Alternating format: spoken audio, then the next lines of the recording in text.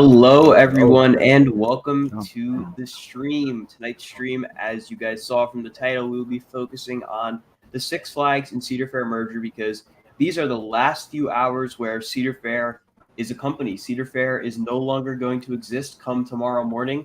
It will be joined together under Six Flags Entertainment Corporation. Even though the new company is really going to retain mostly Cedar Fair execs, it is going to be called Six Flags, so Cedar Fair will no longer exist. But before we get into discussions on that, I do want to introduce everyone here on the stream, starting next to me. So, John, if you want to plug your social medias and introduce yourself. Hi, I'm John. My Instagram is JohnGoBirds2390. Ryan? Ryan, go ahead. Ryan? All right, we're going to skip Ryan for now. Ace? Hello, this is Ace. Facebook, Ace Ka. Tom? Y'all know me. You can find me on Instagram at Towns_Tracks99. I'm trying to see if I can figure out why Ryan can't hear us. But it's a big day tomorrow. Like I said, we have, of course, the merger, as well as Great Adventure's 50th anniversary. And I imagine a lot of you in the chat will be there. We'll also be there. So feel free to say hi if you see us. It's going to be a really exciting day. I mean, they don't have too much going on in terms of the actual 50th, but at 10:15 in the morning, they do have Bugs Bunny and friends cutting the ribbon to the park, which is going to be really, really cool to see, to pay homage to exactly 50 years on the day of Great Adventure's opening. We've been looking forward to this for a really long time. Unfortunately, we're not going to have Log Flume Flash or Giant Wheel more than likely ready, which is definitely a little unfortunate, but I think we all kind of saw that coming with watching the construction progress as it's been going along. Though it's still going to be really cool to check everything out for the 50th. I believe they're going to have all the entertainment going on, even though it's not a weekend, which could be really exciting. Ryan, can you hear us now? Yeah. Go ahead and introduce yourself if you didn't get to. Oh, okay. I'm Ryan, obviously Mr. Toro. How's it going, guys? So, welcome, Ryan. Before we get into merger discussions, I do want to give Ace the opportunity to catch everyone up on what he's been doing, because he mentioned it a little bit in the most recent vlog, but didn't really get to go all the way in. So, Ace, why don't you explain to everyone what you've been doing for the past month or two? Okay. First things first, on May 20th, I flew into Cleveland, and I have my itinerary right here. And I started at Cedar Point in Kings Island. It basically ended up being a 25 park and 14-day challenge, in which I did Cedar Point, Kings Island, pretty much all three parks in Missouri, the two parks in Iowa, obviously Oklahoma City's Frontier City, and then I did the Texas parks, with the exception of SeaWorld San Antonio. Then drove all the way out to Florida and did Disney World. Actually, no, I started with Busch Gardens Tampa, then Disney World, SeaWorld, and I finished off with that. And then I started driving up towards Georgia. So I did over Six Flags over Georgia, then Carowinds, and then I went right over to, it was the last edition, in Virginia. I did Busch Gardens Williamsburg, Kings Dominion, and then some bonus ones to go for a real big one, Six Flags America, and then I did a trifecta, which obviously is all of our home parks. Hershey Park with the Sweet Start, that jump started me, so I get Dawnian had just enough time, like 3 hours left to do the great one, the big one, 25, Great Adventure. So, and that was the first road trip. Then I had another road trip that included Mount Olympus, a few new parks, of course, Indian Beach, Kings Island, Cedar Point, and then of course I finished off with another Kings Island and a little bit of Cedar Point, and flew to state of Silverwood, and English Gardens was my last theme park, and that was the end of that. After 32 days of that journey, June 21st, and then I made it to Great Adventure this Sunday, so it felt good to come back to Great Adventure after 3.5 weeks. Yeah. Ace obviously was very busy. Ace, how many new credits did you get? I started off with like 564. I got exactly 42 new credits. Very nice. And Could how have many had more, parks? but I'm not even gonna complain. How many parks? I got Yeah, how many about. parks? Oh, actually, I'm sorry. I also got the mountain parks too. That was including in $7.60. I skipped right on when I said the Missouri trifecta. So I probably got like about a good. Oh, I got 8 new parks. I started with 100 parks, so I'm at 108 right now. Wow. So, and I only got one big one left, and that's Universal Hollywood, and any other new So parks that open up, of course, in the future. as I said, Ace obviously has been very busy. That's why he's kind of been a bit MIA on the channel, but he's back now. He's done with his trips. So, with all that being said, let's now talk about the merger. So, for those of you who don't know, which I'm sure is none of you at this point, Six Flags and Cedar Fair will be officially merging together tomorrow on July 1st. Basically, Six Flags they'll keep the Six Flags name, but they're going to trade under the ticker FUN, which was Cedar Fair's ticker. That will start on July 2nd, but the merger itself takes place tomorrow. So I imagine there's going to be a press release of some kind to accompany it. I'm not really going to be able to cover that too closely since I am going to be a great adventure. So I'll try to do what I can. It's going to be a very busy day. But the merger takes place tomorrow, and pretty much the entire corporate team for the new Six Flags company is going to be the Cedar Fair executives. Richard Zimmerman, who's the current CEO of Cedar Fair, is going to be the new CEO of Six Flags. Salim Basul, who's the current CEO of Six Flags, is going to become the chairman of the board for Six Flags, the new Six Flags. And then all of the major roles are pretty much being taken up by the Cedar Fair executives. All the roles they had in their company, they're going to keep going into the new company. The only one from Six Flags who's staying is Gary Mick, and I believe he's now going to be the chief integration officer. He was the chief financial officer for the old Six Flags, but he's going to be the chief integration officer for the new Six Flags. And obviously, we've known about this since late last year when they first made the announcement that it was going to happen. A lot of people were thinking it wasn't going to go through. The DOJ was going to block it. I had a feeling it was probably going to go through no matter what because they wouldn't announce it without having pretty good confidence that it was going to go through. And lo and behold, it did. They don't even have to sell off any parks or anything. And of course, now that this is happening, everyone's asking when we're going to start seeing changes to the parks. I don't think we're going to see any major changes until the 2025 season at the absolute earliest. I think their main goal with the first half of this merger, which is going to take place in Q3 and Q4 2024, is going to be getting the company organized in such a way so that they can continue making profits and just optimize all the different operational aspects of the company to the best of their ability. And then we'll start seeing changes come to the parks themselves. So when that does happen, I'm going to ask you guys right here first. What do you think the biggest change is going to be to come to the Six Flags and Cedar Fair parks once this merger goes through? I'll start with John. I, in terms of passes, I think if we see anything, it'll probably be, in my opinion, 26, not next year, because this is a whole new ball game for all them. And I could see maybe small changes, like I think Flash Pass would be smart doing away with that and keeping Fastlane for the rest of the chain. And maybe I don't know about Fright Fest or Holiday in the Park or any of that. Maybe, but that's what I could really see in the beginning. Ryan, what about you? I think maybe we can see more original additions getting spread out to each park individually than just focusing on just one park in general. And more family stuff can come, and then more events like shows and concerts or anything can happen. We'll see what happens. Ace? I can see, just like Great Adventures was the first of this, becoming a resort. I can see more resorts in the Six Flags, the old Six Flags parks. So obviously, we all won now with the Cedar Fair parks. Better food and more rides, including coasters, of course. So spread across, especially the big parks. We already know what the big parks are in the new Six Flags chain.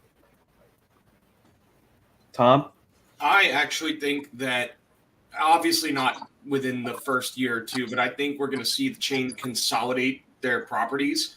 And I think maybe this will be a good opportunity rather for some of the smaller parks that do survive the cut to get some of the rides from the smaller parks, because I think they're going to pull a CGA and maybe sell a lot of the land that some of these smaller properties are on and then disperse those coasters out. But we'll see. That is my wild prediction.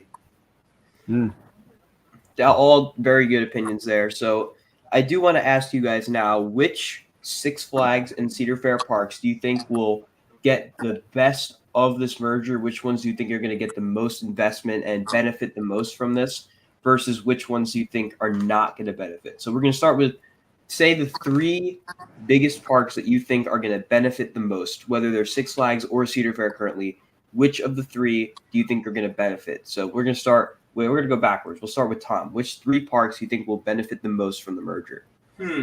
I was going to actually take some time and think of the smaller parks that might benefit, because, of course, the obvious answers are going to be Cedar Point and Great Adventure or Magic Mountain, the two top dogs from each of the previous chains. But I think you're going to see some of the smaller parks thrive. If you take my consolidation prediction from the last question, I look at a state like California where they now will have 4 different amusement parks. I don't think all of them are surviving. I mean, obviously CGA is kind of a given that it won't survive very long just because of any pre-merger circumstances. But I think Discovery Kingdom, if they hold on to that park, can benefit, because if you're going to cut back on your parks in that state alone, if they keep Discovery Kingdom, they have some room to work with, and I think that you'll see a few of the higher-end coasters from the parks that don't make the cut, i.e. CGA and, Knott's would make the cut too. See, now, this is why I had to think about it. But I feel like if they sell off some properties, look to parks like America and Discovery Kingdom to get some love, because they haven't in the last few years, and so that would be nice. What about you, Ace? I know this may not be so popular outside. I'm not even gonna go with the big three of Great Adventure, Magic Mountain, and Cedar Point. Look at the great, exquisite Six Flags Fiesta Texas. That's definitely one that's gonna benefit, and I wouldn't be too surprised if Canada's Wonderland benefits. And that's a lot of land, and that's definitely has great potential. I've said it once, I said it again. Six Flags St. Louis. Interesting picks. What about you, Ryan? All right, I'll say my Six Flags parks. I think, like Tom said, America hasn't got anything original in a while. Maybe you'll think about Armstein Roar, or give them a new ground-up coaster and a new standout edition. My other prediction would be maybe Frontier City. They're not really the biggest park in the chain, but it looks fun to go to eventually. Of course, I've never been there, but it'd be nice to see that little park get a little love once in a while, and then maybe Darien Lake. John? I would say possibly New England. And then maybe Michigan Adventure or Valley Fair. And then maybe the Great Escape, since they have the lodge up there. All interesting picks. So I've thought, of course, being someone who, makes videos on all this, I've thought a lot about this. So from the Six Flags chain, obviously, I think Great Adventure is probably going to benefit the most from this merger. When you look at the Cedar Fair properties and just the ones they have that they've really been focusing on, they've been trying to build them up as kind of resorts, multi-day destinations. Cedar Point obviously exemplifies that the most, but Knott's is also not too far off from that either. And I think they're trying to build Kings Island and maybe even Carowinds up into doing something similar. And Great Adventure is already on that track. They started that this year with Savannah Sunset, which has been a massive success for the park so far. And of course, they're just sending a ton of additions into the park, investing a ton of money. And I think Cedar Fair has probably had their eyes on Great Adventure for a really long time. It's in probably the best market of any park in the country. It is set in between two of the largest cities in the country. You got New York City, which is the number one, and Philly, which is probably top 5 in terms of largest cities in the country. It has every bit going for it in terms of being a very successful, very large-scale park. And I think with Cedar Fair's management and investment style, that Great Adventure is just going to benefit more and more and more. And I would not be surprised at all if in 10 years from now they're on the level of Cedar Point, if not way beyond that. In addition to Great Adventure, there are some other parks that are kind of like 50-50s. Of course, everyone thinks Magic Mountain is going to get a ton of love. But the thing with Magic Mountain is that, yes, it's in a really good spot being in LA, but Cedar Fair, they already have Knott's, which is not far away from Magic Mountain at all. And Knott's, of course, is a very different kind of park than Magic Mountain. It's more of a family-style park. It's more focused on theming. It really is more of a theme park than any of the other parks in the chain. But they've kind of built that up as a multi-day destination type location, whereas Magic Mountain is already starting to get landlocked because they're building housing around the park. And it doesn't really have the greatest reputation in terms of like cleanliness or operations. It's kind of seen as a bit of a messy park, which we definitely experienced when we went there last year. I know they're trying to work on that right now, but Magic Mountain, I just have a weird feeling that they're not going to really be that focused on it. They already have so much there, and they struggle to maintain what they have. I think once this new maintenance team I've heard that they have starts getting acclimated and they're able to get the rides up and running better with more trains and just more efficiently overall, then maybe we'll start to see more investment. But just judging off of the patterns from Six Flags investments across all the properties, I definitely think Magic Mountain is not going to get the same treatment as Great Adventure. Then you look at some of the other parks, you have Great America, Fiesta Texas, and a few other parks that are kind of in that upper tier. I think Great America probably comes after Great Adventure in terms of most likely to get more investments. Again, they're in a really good market being just outside Chicago, and they are always packed from what I understand. They're one of the last big Six Flags parks I haven't been to, but they're always really, really crowded. They just got a big new giant Discovery. They're due for a coaster. I think Cedar Fair is going to recognize the potential at this property. And again, this is another park where they don't really have one of their own parks that close to it. I mean, the closest one is probably Worlds of Fun, Valley Fair, Michigan's Adventure, so one of those. Otherwise, they really don't have anything that close, so they can capture that Chicago market really well. I think something you're going to have to look at going forward is that they're probably going to look at the parks that are not too close together. Say you have a big park like Great Adventure and a smaller park like Dorney. Great Adventure is probably going to get a lot more love. That doesn't mean Dorney's going to get abandoned, but I think they're going to focus more on that big park that already has a massive market. Whereas if you have other parks that are kind of close together, they're not really going to focus on them too much, since that'll just make them compete with each other. And they're going to try to keep them, just let them go as far as they can. But those are just some of my thoughts on how they're going to go with investment strategies. So now I want to ask you guys, when you think you're going to see the new season pass system come into play, what that's going to look like, all your thoughts on that. We're going to go to a different order this time. We'll start with Ace. 2025 will be the unveiling of new passes. And I have a feeling that they have different tiers for the passes. And I'm going to start with the top. You know you're going to have pretty much all the parks in the chain. And then you'll go to a lower level, I guess, to have less parks. Probably your own park. Let's say Great Adventure. You can have just your one park pass. And that's what I could see it as, like a couple tiers, you know. Unless they want to go crazy and like have like a premium pass in which you can have the VIP in it. Because there's a lot of park chains have been going with that to have the VIP pass. Like, for example, the Hershey pass having the giant pass. I do want to jump in real quick because I do see a comment I want to address now. Why are we talking like Cedar Fair just purchased Six Flags?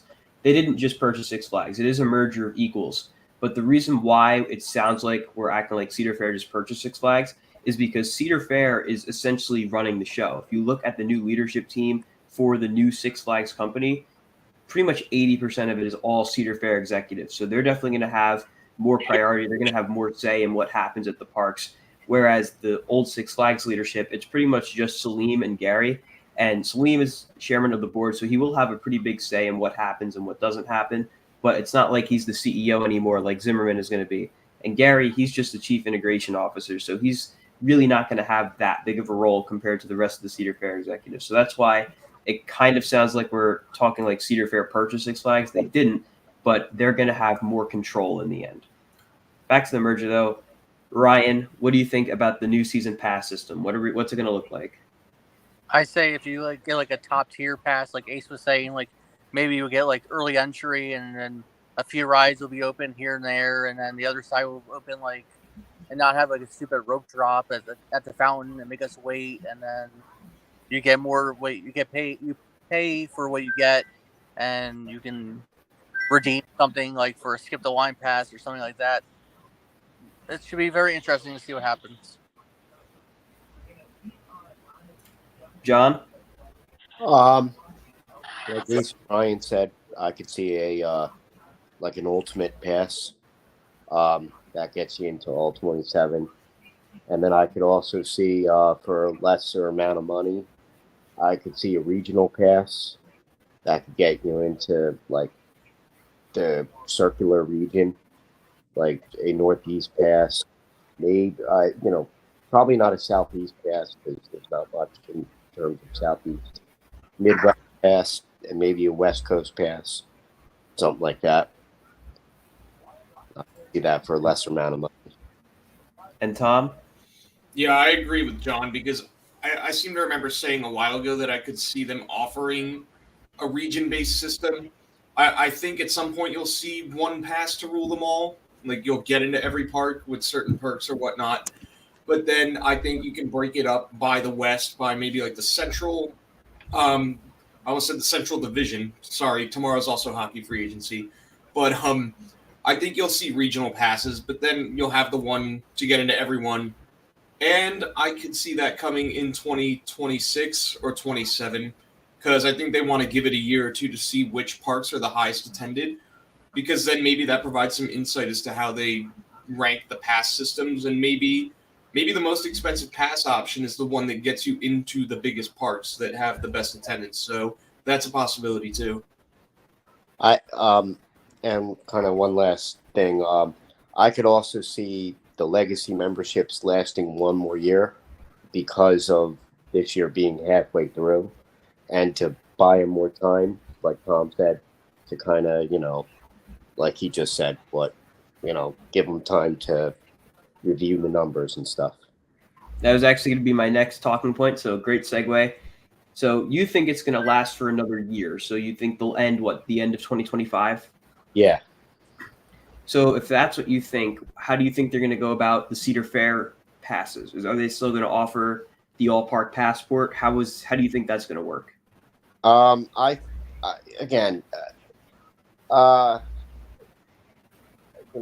would love to see it last, for X amount of years, but realistically, again, yeah, they're making money, but you're getting way, they're practically giving away food for us, which I'm not complaining about, and a bunch of other perks that, again, how many people are realistically still on pass system? Like maybe 15, 20% of the population, and then you add the numbers. I don't know. Like I said, I could see it where they would want to capitalize 100% of the market with, a region pass plus a all park pass. Definitely see that. What do you guys think? Tom, what do you think? About the legacy memberships and how long they're going to last? Yep. I don't know, because according to the app, I have till 2100. Yep. I don't think they're lasting that long. So, honestly, I wonder what the merger does if there was a clause in those membership contracts that says, like, if the company or whatever, if something happens with the company, does that pass dissolve? Are they no longer bound to honor that agreement? I think maybe as a courtesy, we see it extended, guaranteed, it will last X amount of years, like another 3 to 5 maybe post-merger. But I honestly would be shocked if it goes that far. What do you think, Ace? Wow. Tom just gave me an idea. Can you imagine those being extended? That means that instead of paying for Cedar Fair and Six Flags for about $700 or to $800, you're only gonna pay probably about $400. That's amazing for 27 parks. That would be great to have all the Six Flags parks with the dining and everything. That'd be a great deal. It'd be a steal. Yeah, I would like that. Ryan? I see the memberships lasting probably until maybe next year, since they're just finally merging now, and then they give it time for those who have been loyal to the program since the beginning, like you guys have, and then maybe it'll give you a free upgrade to the next big pass that we're offering. See, I think they're going to have to be very careful with the way they go about it, especially during 2025, because they're definitely going to need a bit of a transition period to start raising the prices. Because obviously, the pass price of Six Flags right now, that is not going to be what you're going to be able to buy a Cedar Fair pass for unless they decide to change up their strategy big time. The price you can get a Six Flags pass for, especially during the numerous sales they've had this year, is unbelievably cheap. I mean, you could get a diamond pass, which gives you access to every Six Flags park for what, like $110? That is absurd how cheap that is. I think Cedar our Fair, membership you're paying like at least double that to get the same for the Cedar Fair parks, and there's less of the Cedar Fair parks. So definitely gonna have to be very careful with how they go about it. So I could see them keeping the legacy memberships probably until the end of 2025, but that would also mean that we're not going to see an all park option until 2026, which I'm not sure if that's going to happen. I think they're definitely going to have to do a lot of experimentation to decide which method is going to work the best, because obviously they can't just throw a brand new set of passes at everyone out of nowhere, jack up the prices for the Six Flags parks, because then people are going to be pissed, and it's going to be the same situation that happened in 2022 where attendance was abysmal because they raised the prices by so much that they really drove out customers. So it's going to be a really fine line they have to ride because, again, Cedar Fair's pricing's up here, Six Flags is down here. They have to find that happy medium, and it's not going to happen right away. So I am curious how they're going to go about all of that. But something else that I'm really curious about is how they're going to wind up branding the parks, especially as we go forward. Because, for now, we're not going to see like Six Flags branding thrown on the Cedar Fair parks or anything like that. Everything's going to stay the same. They said that when they first announced the merger, that no parks are going to be rebranded or anything like that. This isn't like when Cedar Fair purchased the Paramount parks and then quickly dropped the Paramount branding and just, rethemed everything. This is not going to be like that. But I do think that it's going to be really important that they have the Six Flags name attached to all the parks in some capacity. That way people do know that they are all connected. The whole reason they kept the Six Flags name in the merger is because it is a much more recognizable brand name amongst the general public when compared to Cedar Fair. If you ask anyone what Cedar Fair is that's not in the know like we are, chances are they're probably not going to know until you explain it to them. Then they might understand. Six Flags, on the other hand, almost everyone in the country knows what Six Flags is. So personally, the strategy I kind of hope they go for, I'm not sure if they will, but I would like to see all the Six Flags parks drop Six Flags from in front of the name, except for the ones where it wouldn't really work, like over Texas, Georgia, St. Louis, America. Those ones, of course, you have to keep Six Flags in front. But stuff like Great Adventure, Fiesta Texas, Magic Mountain, Great America, those don't need Six Flags in front of the name, especially since you're going to have parks nearby like Knott's, Dorney Park, Worlds of Fun, etc., that are also going to be under the same umbrella. It's going to be really confusing if you name all of them Six Flags or only do half Six Flags, half not. So I think what they should do going forward is what Fiesta Texas and Great Escape used to be kind of marketed as for a while, which was Fiesta Texas, a Six Flags park, Great Escape, a Six Flags park. Just imagine Magic Mountain, a Six Flags park, Great Adventure, a Six Flags park. I think that would make a lot more sense because, for one, you're allowing people to recognize each individual park for its identity, as opposed to just calling everything Six Flags, where no park has its own identity and they all kind of blend together. And then you kind of have confusion amongst the general public. There's going to be a lot more parks closer together now. And you're going to allow the Cedar Fair parks to benefit off that Six Flags branding, whereas in the past they were all kind of separate. So how do you guys think they should go about it? We'll start with Tom. I do like the use of blank a Six Flags park. I believe, was it Frontier City that did that too? I think they did. But Frontier City's the only one that still does that, as far as I know. They still do that, okay. But I think that's a great way to maybe boost attendance for some of the smaller parks. Like, I imagine it couldn't help or it couldn't hurt parks like Valley Fair, Michigan's Adventure, because once you have that brand name associated with it, I think you're going to pull a lot more of the general public into the parks. So, again, maybe so many aspects about this. It's like maybe not right away, but within the next year or two, you might start to see that become more of a thing. Ryan? Like you said, like the other parks, like Great Venture doesn't need Six Flags in front of the name because everyone knows what Great Venture is, or maybe keep it in front of America for those who have never been to that park before. Like, you don't need it for New England. You don't need it for St. Louis or Great America or Metro Mountain, like you said. So as long as people are in the loop, like, okay, that is a Cedar Fair / Six Flags park, then they'll be okay. John? Yeah, I definitely agree. The lesser parks would benefit more, like Tom said, Valley Fair, Michigan Adventure, stuff like that. Like how I believe Great Escape still has that on their sign. Great Escape, a Six Flags park. That would definitely be, definitely benefit them. Um, definitely benefit them. And if there is a chance later on, would, uh, maybe we could explain why they are merging, like kind of further to really kind of like, I don't know if you watched El Toro Ryan's video about like how he kind of explains the merger on a broader scale, or you can plug his video or something like that that explains it further to help the audience out a little. Right. Well, I mean, I think it's pretty clear to everyone that the main reason they're merging is because, for one, it's going to be much more beneficial, especially now in this economy where they're going to be able to kind of consolidate all their debts and their assets and just get everything kind of organized a little better, which is going to allow them to invest better in their properties and just manage them better overall. It's also going to help them to compete with the main competition, which is Universal, Disney, and pretty much any other entertainment form. I mean, you have Top Golf, you have literally anything but theme parks. They're all in a war against that, essentially, to buy people's time. It definitely Go ahead.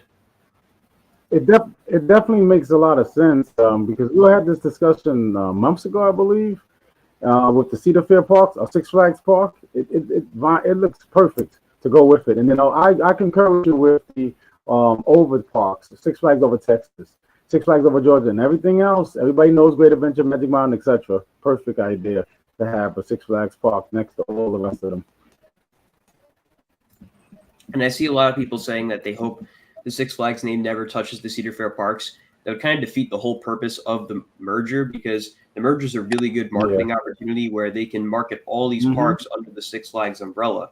So as much as people might not like to see Cedar Point a Six Flags park, it just makes a lot more sense. And the Six Flags name is probably going to wind up being much more elevated in, say, 5-10 years compared to what it's known as now. Because now people kind of see it as like the lowest tier of theme parks where, oh yeah, let's just go to Six Flags. It's, cheap or whatever.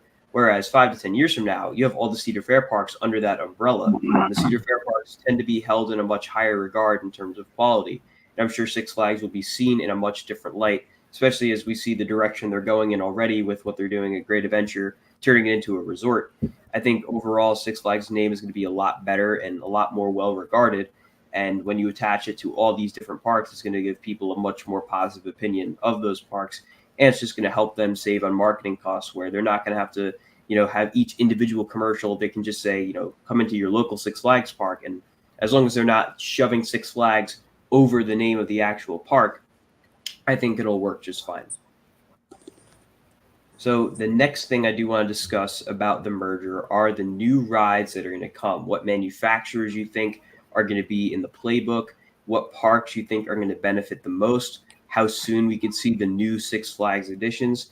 We're going to start with John and go down the lines. John, what do you think about that? Well, the next year, that sounds like some of the parks that were in plan, that plan for next year kind of sounds like they'll happen. And then in terms of, the merger, when their things come in, I could see like 26, 27, and depending on like if X Park needs family editions, they'll get family editions, and then kind of review what needs what, and then add to what they need. Like Great Adventure, as much as we like the coasters, they could use a few more, but they could also use a little bit more family or in between stuff. Ryan, what do you think? What was the question? What manufacturers do you think are going to be in the playbook for the new Six Flags park? Which parks do you think are going to be building what and when? I could see maybe Six Flags Mexico, because they haven't got anything really big upcoming since they got Medusa Steel Coaster and Six Flags Mexico, there's actually track that was spotted on site for what is heavily rumored to be a B&M mini dive coaster next year. Ooh, road trip.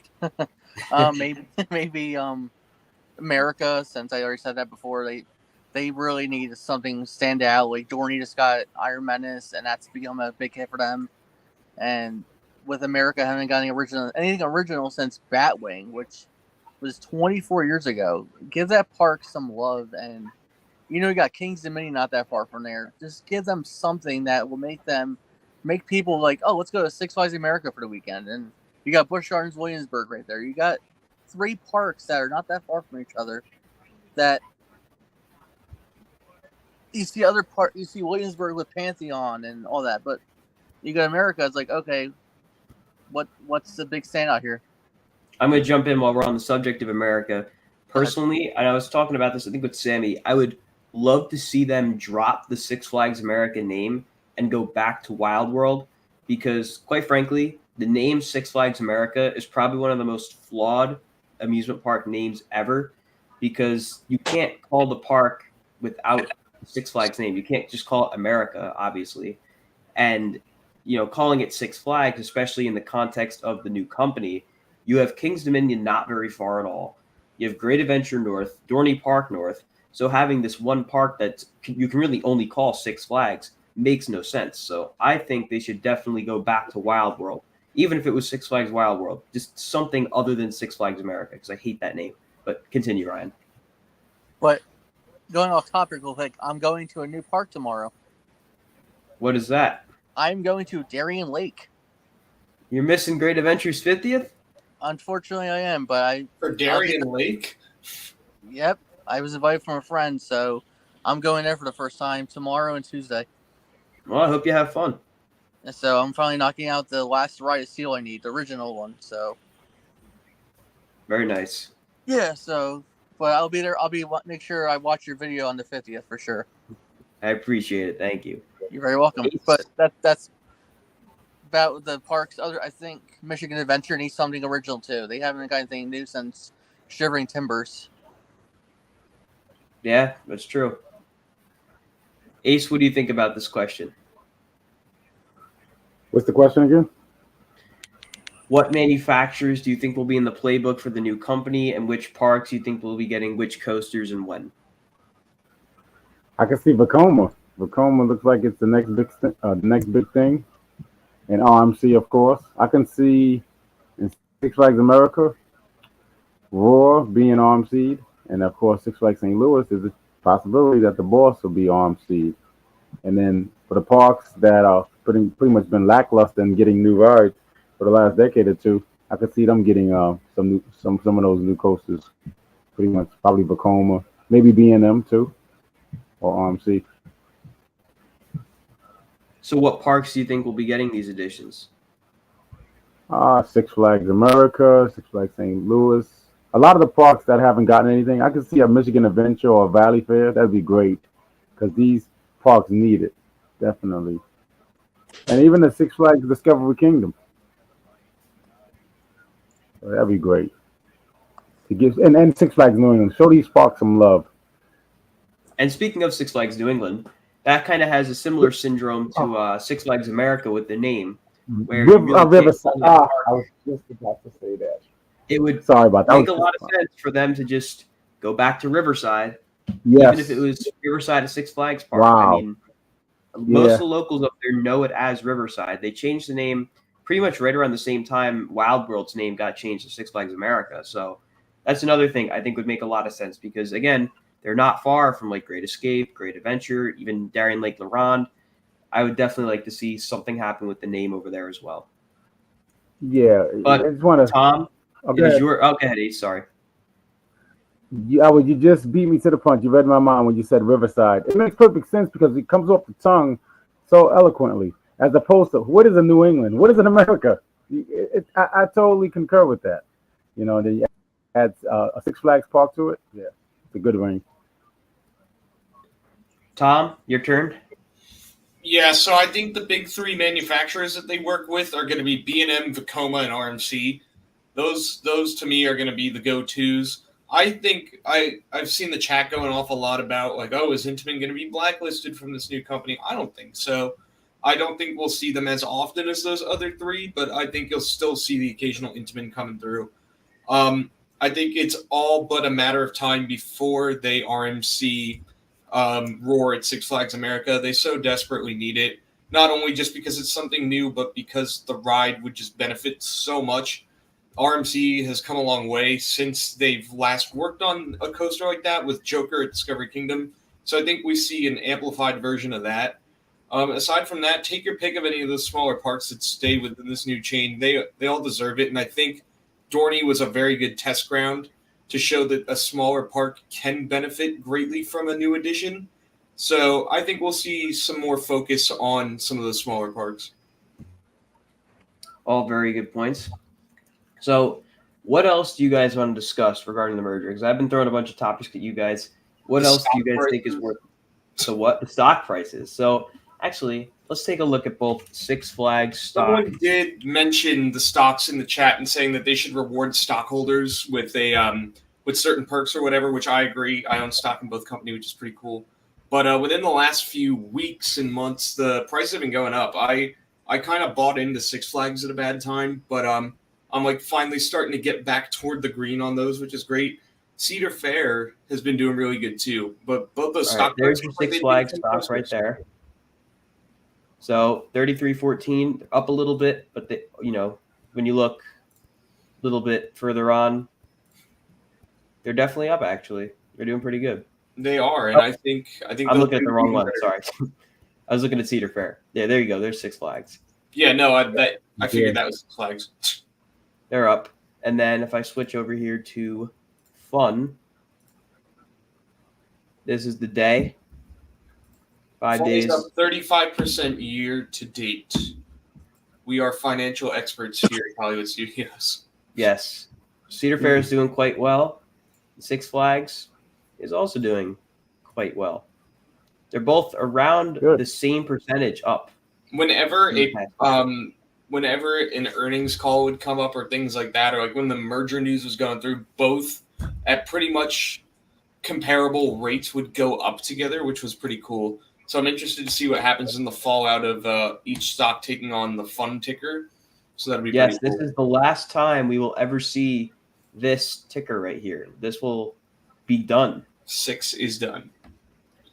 Yep. Which is pretty crazy. I mean, this has been, long-standing rivalry for so many years, and now it's coming to an end. I tried to explain this to my mom as if like Coke and Pepsi just said they were going to make one combined company. It's essentially what this equates to. I mean, they haven't been as combative as those two companies per se. Right. But the park specifically, I mean, Cedar Point and Magic Mountain, they have had a rivalry for forever. I mean, Cedar Point were the ones that claimed Magic Mountain didn't have the height record for tallest roller coaster because they didn't consider Superman a coaster, which I still laugh about that. But Cedar Point is now a Six Flags park as of tomorrow, which is pretty insane. But, with the merger, of course, not everything is going to just pop out tomorrow. There is going to be a press release. I'm going to try to cover it as fast as I can. Of course, I will be at Great Adventure, so it's going to be a little tricky to kind of deal with both the 50th anniversary and the merger all at once. A lot going on. But I am going to try to cover what I can. I'm sure they're just going to kind of go over, the standings of the company and everything.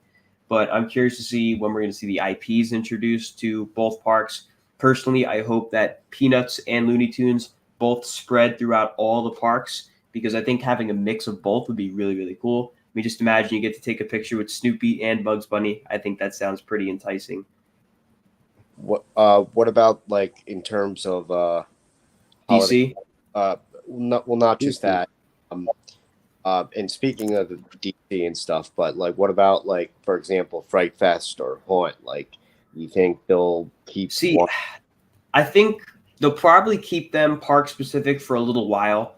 Fright Fest obviously has much more brand recognition. Everyone knows Fright Fest, but that's not to say that stuff like Scarowinds or Not Scary Farm or Haught isn't also, very well known.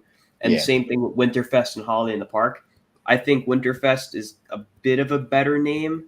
I mean, I don't know. They're pretty even, Holiday in the Park and Winterfest. Or you can combine it and make it Holiday Fest. Which That's true. And Yeah. it's a little corny, but it's true. They could definitely do that if they wanted to. And then in terms of the Fright Fest, so that, like for this year, I like the direction. I hope they keep this intellectual property train going, so to speak, because now it can. It's early to say they compete with HHN, but they could maybe compete with them. Maybe. And maybe we could see the ultimate, like the ultimate, a lot of people's ultimate dream of Arkham Asylum. That would be sick. Cool. I do see people talking about Great Adventure, Holiday in the Park. As far as we know right now, Great Adventure might not be having Holiday in the Park because it is not on the website, and usually it is. So the fact that it's not on the website is definitely strange to the people asking if Flash would be open during Holiday in the Park. If Holiday in the Park does happen, I would assume it would be. But since we don't know if it's happening, we can't really say for sure anything right now. But I do think that it's going to be really important for the parks for the company to watch which parks perform best during certain times of year. Like Great Adventure, for example, Holiday in the Park is kind of hit or miss in terms of revenue and crowd. Sometimes it can get pretty packed in there, especially at night with all the lights. But during the day, there's pretty much nobody there. And, certain days just in general, there's nobody there because of the cold and everything. So I think they're definitely going to be a little more, I guess, keeping a watchful eye on all of that to make sure that they're, maximizing their profits and minimizing their spending as much as possible. But you guys have anything else you want to add about the merger? Kind of in that line, what will they keep as their skip the line, or not skip the line? Yes. I think their days are express gone. pass system. Will they keep Flash Pass, or will they keep Fast Lane, or what will they do?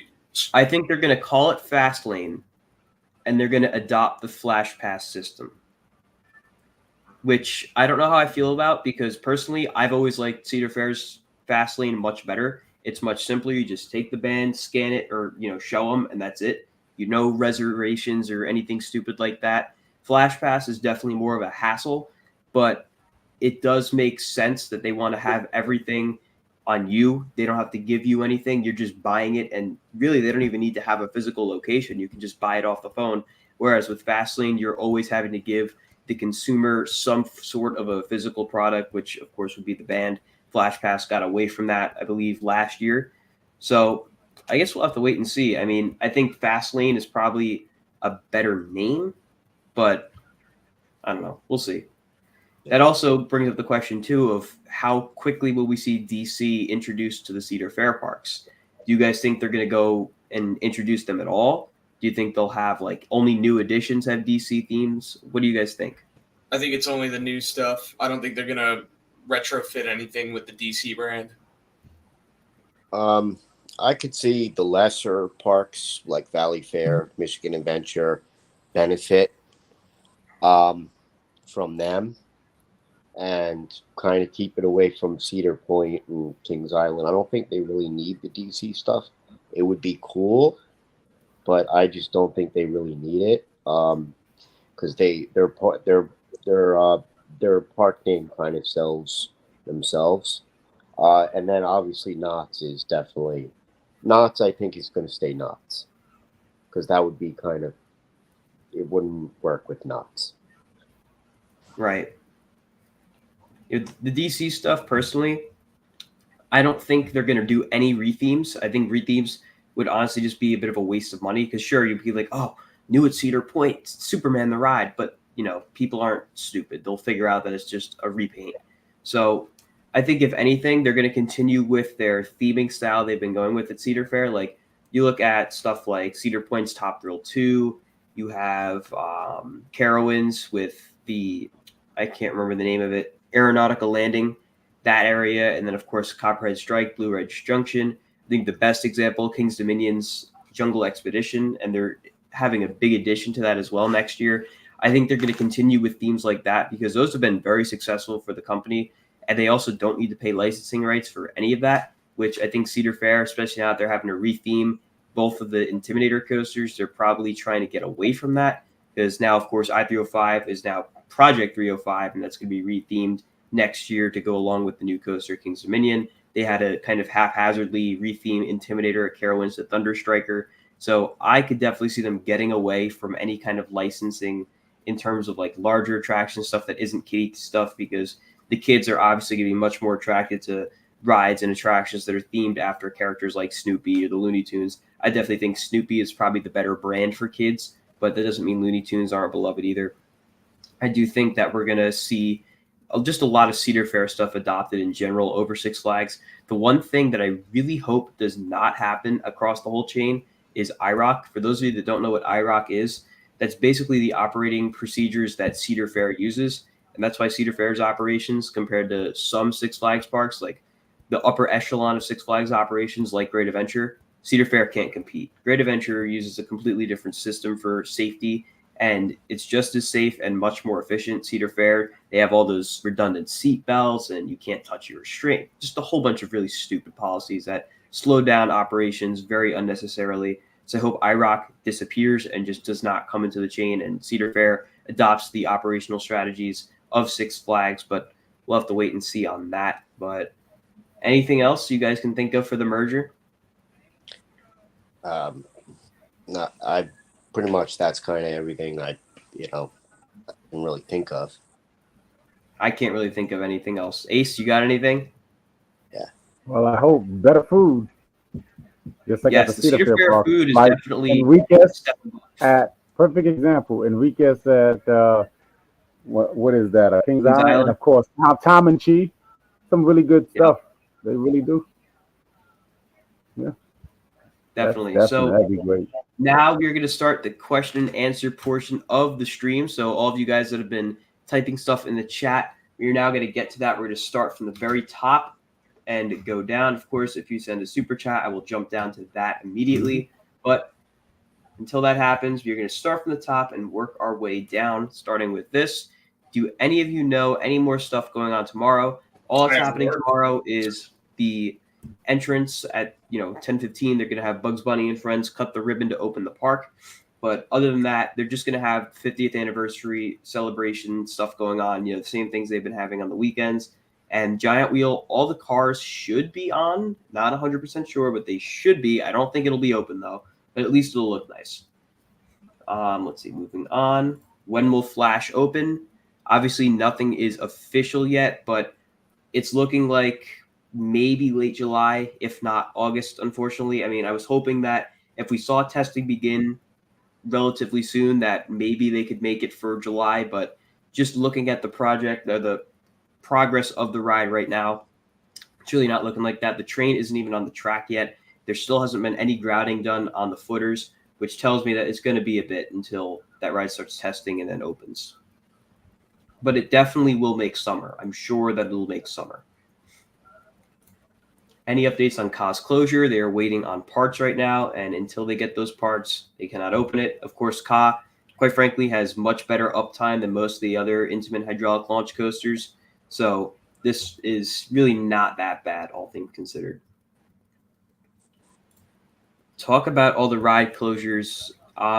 Really, it's not their fault. It's just the fact that parts are going bad when they really don't want them to go bad. Like Jersey Devil, for example, that's RMC. We've seen all the Raptors having issues this year. Jersey Devil, probably the worst of it, other than Wonder Woman at Fiesta. Green Lantern, I believe that's just a temporary closure. Wonder Woman, that's Zamperla. That's them. They're working on that. Then King Ka is, of course, like I said, waiting on parts. I don't think Zumanjaro is really affected. I think they just have Zumanjaro closed since Ka is closed. And there's no food locations or anything down there, so there's not really a reason to have that whole area open just for Zumanjaro. Let's see. 50 years of Great Adventure. When talking about Great Adventure's history, first thing I think about is the insane run in the 2000s. 4 coasters in 5 years. Has any park had a better 5 years?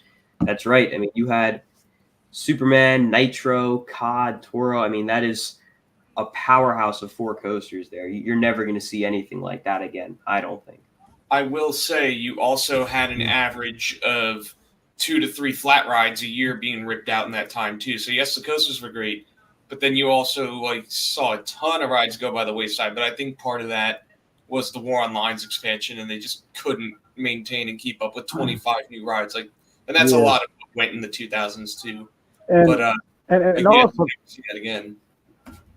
and also Tom, as you alluded to, it seems like during 1999 with the war on lines, all those rides were never really open at the same time. It's unbelievable. We had all those rides, including the Great Medusa. And what you alluded to, Colin, 4 coasters in 5 years with Nitro, Superman, Car and Toro. That's over $100 million in coasters. That would never happen again. Yeah. Definitely. Moving on. We talked about this earlier. I think it's going to be a mix of both. They're probably going to go for the phone approach of Flash Pass, though. I do want to thank everyone for congratulating me on 18K. I did hit 18K subscribers today, so thank you all for that. That's all because of you guys. I greatly appreciate it. Great. Evening from the UK, big day for our industry. Well, good evening. And yes, it is a very big day for our industry tomorrow. How do you think the merger will affect Great Adventure's future investments? I think it's definitely going to benefit Great Adventure big time. They're already on an upward trajectory. They've been on an upward trajectory for a while, but I think it's just going to keep growing and growing and growing. What parks do you believe will be sold off with the merger? Let's start with Tom. And then Ace, and then John. I just got to go get some more water. I'll be right. So I think, well, I don't know. And this goes back to what I was saying with all the California parks. CGA is already done for, but do they keep the parks that they have so that they have a presence within each portion of the state in California? I don't know. But I think maybe if they are going to sell off any additional California parks, it's got to be Discovery Kingdom as the odd one out. Because Knott's is a destination. Magic Mountain's built itself a name as being the coaster, arguably the coaster capital of at least the U.S. That can be debated, but that's what they market themselves to be. I think maybe you see a bit of selling off in markets where there is some redundancy from both chains. So, look at the Southeast where you have King's Dominion over Georgia and America. Maybe one of those gets sold off. Maybe something up here in the Northeast gets sold off because you have Darien Lake, Great Escape, Dorney, Great Adventure. That's a lot of parks within a region that serve, for the most part, similar markets. So definitely look to those high volume areas. Yeah, I don't really see anything getting sold off, but if so, possibly I could see like a Darien Lake. Yeah, pretty much that's the only one and yeah, also they got the new Six Flags, that's right. Or let's see, a Valley Fair, something real small, but I don't see it happening. I thought America was on that chopping block, but since they're putting money into it, which kind of I don't know. I mean, which I kind of disagree with, because again, yes, it benefits that area of Maryland or Virginia, but again, it's Great Adventure, which is okay, but I could see Dorney maybe by 2030, 2029, 2030, Dorney might be gone. To kind of gives more breathing room for Great Adventure. I could even see some parks being sold off to maybe a Hearthhead. I thought I heard a rumor that Great Escape could be flipped over to Hearthhead. Maybe. I mean, or I don't know. I think they might keep the California parks. Maybe depending on the animal expenses. So, yeah. I don't think any park that either chain recently invested in is going to get sold off. So I think Dorney's safe for now. I think there's a pretty good strategy. Oh, hold on. We have a super chat. Tom. Thank you, Jay Leo, for your super chat. Will the new company be able to make any changes to any 2025 editions, or are they set in stone?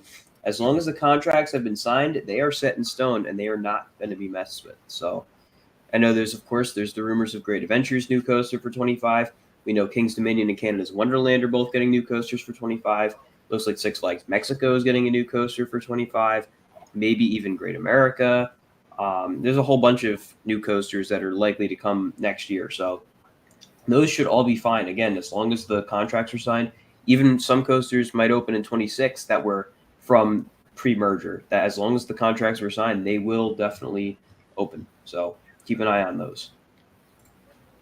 Back to this. I don't think any parks that recently got investment from either chain will be sold off. So I think Dorney Park is in the clear. I think Great Escape for now is in the clear. Same with Six Flags America. And of course, all the bigger parks are fine. But for now, I don't think anything's going to be sold off. Like Tom said, I think it was Tom, anywhere where there's market overlap, I definitely could see a park or two getting sold off because there's just not really a reason to compete with yourself, essentially, unless they offer combo passes, which even then, you're not going to necessarily do both parks on the same day or back to back. So you're always going to be making a choice of one over the other. So parks like Great America and Six Flags Discovery Kingdom, I could definitely see something like that happening there, given that Great America does or doesn't close. So we'll just have to wait and see. Please know Six Flags Cedar Point, Six Flags Kings Island, Six Flags Over Carolina. That definitely will not happen. Those names are too recognizable, like Cedar Point, Kings Island, Carowinds, Kings Dominion. They're all too recognizable for them to slap Six Flags over. I could see Kings Island, a Six Flags park, or Carowinds, a Six Flags park. Very small under the logo, but otherwise, I don't really see that happening. Do you think RMC Roar will happen? Eventually, but It's gotta. they may be deterred from working with RMC because Six Flags, they've been having big issues with all their Raptors from RMC. And Cedar Fair has not worked with RMC since they bought 3 of them in 2018. So clearly there was probably some sort of bad blood between Cedar Fair and RMC that led to them not getting more. Of course, I don't know that for sure. That's just a guess. But I do remember hearing that there were issues with Steel Vengeance. There still are. And of course, Railblazer, I'm sure, has issues. Same with Timbers. Do you guys think the partnerships with Frontier City and Darien Lake will continue after the merger? I think it all depends on those parks' performance, honestly. I mean, Darien Lake, I don't think does that well. Like, they do okay, but not as well as I'm sure the chain wants them to. Same with Frontier City. Frontier City is not a very big park, so I imagine its operating expenses are a lot less than other parks. So we'll see. I definitely think for now they're just going to keep everything until they can get finances and operations in and straighten out first, and then they will start changing things up. Let's see. How do you think the IPs will be used? Do you think we can see Cedar Fair parks getting DC Universe and stuff like that? So we talked about this a little bit earlier. I think maybe we'll see it happen for new editions, but honestly, I wouldn't be surprised at all if they start getting away from the DC themes because I'm sure licensing is not cheap. And I know with Flash that they constantly have to wait for DC's approval to post anything or share anything about the ride because it has the Flash name attached to it, which is probably really irritating from a marketing standpoint where you can't promote your ride because the company doesn't want to let you do it. That's got to be a pain in the neck. So we'll see about that. I hope they don't. I'd rather see the more unique themes. I do like DC themes as long as they're done well. Like a Fiesta Texas Joker, for example, really well done with the funhouse queue and everything. I think those are really the standouts of the DC themes, but otherwise, I'd like to see them get away from it. Ace had his own error store. I guess you could say that. Yeah, I outdid myself on that one. Once the merger is settled, what do you guys think the new company invests in big attractions like thrill rides, family rides, record-breaking coasters, or solid coasters? I think they're going to invest in whatever they think each individual market needs the most. They're not just going to throw a giga at Frontier City or something. They're going to look at what that park appeals to in terms of the general public, and try to get an attraction that can capture that and continue to grow the park in that direction. So like parks like Great Adventure, Cedar Point, the big ones, yeah, they're going to get probably big thrill rides and some family coasters as well to round out the lineup. But some of the smaller parks, I don't know if that'll be the case. Is Cedar Fair phantom taxing Six Flags? Aaron, I'm not answering that. Wow, Ace, BGT, BGW, Kings Dominion, Carowinds are all excellent parks. When CGA goes, what are your predictions for those rides to be relocated at? If they keep Discovery Kingdom, I could see most of them going there just because, it's much easier to give them to that since they're so close. Railblazer would do pretty well there. I don't think the wooden coasters would be relocated. A lot of the older rides would probably just be demoed. And then you don't really have much after that, really. So probably just Railblazer, honestly, and some of the flat rides. I actually got an idea for Railblazer because you look at the Midwest, Valley Fair could use Railblazer. That would make a lot of sense because Minnesota is closer than the other ones. It's closer to California than the other parks. Yeah. True. Very true. What do you think will be the first major change after the merger? Ticket prices, probably. Yep. This is where they make their money, after all. Maybe prices, anything regarding money. Yeah. What is the best non-spinning wild mouse and spinning wild mouse? CGA's mouse was really good. Yeah, CGA's was pretty good for non-spinning. In terms of spinning, I do like Raging Cajun at Six Flags America. Exterminator at Kennywood. That's definitely the best one. Ace, what do you think? I concur with you with the one. Yes, the Exterminator was good when I went on it 2 years ago, the first time. And of course, our wild mouse is the best non-spinning wild mouse because of the, whatever effects we have left at the Dark Knight. They need to bring back all of the effects that we once had. It's an excellent wild mouse, non-spinning wild mouse.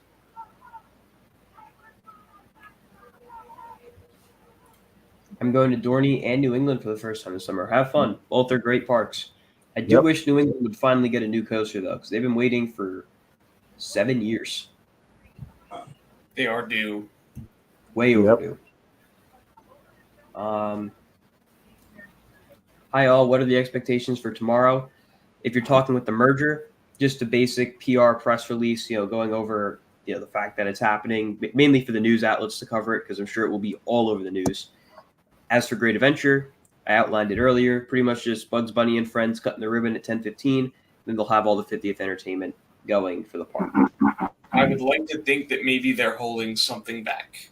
Maybe there is one key surprise that we don't know about. Hopefully they wait till later in the day so I get to see it once I'm out of work in the early afternoon, but we'll see. We'll see. You think the new company will take action on employees who never show up to work as taking a day to play in the park? I don't know. I mean, I think it's your day off. You're able to do whatever you want with your day off. So, anyone going to be at Lake Compounds tomorrow? I will not. We will all. I think most of us will be at Great Adventure. Let's see. I know you think IROC is not needed and you don't want to come into Great Adventure, but incidents have happened when it's not in place. I love the operation at Great Adventure too, though.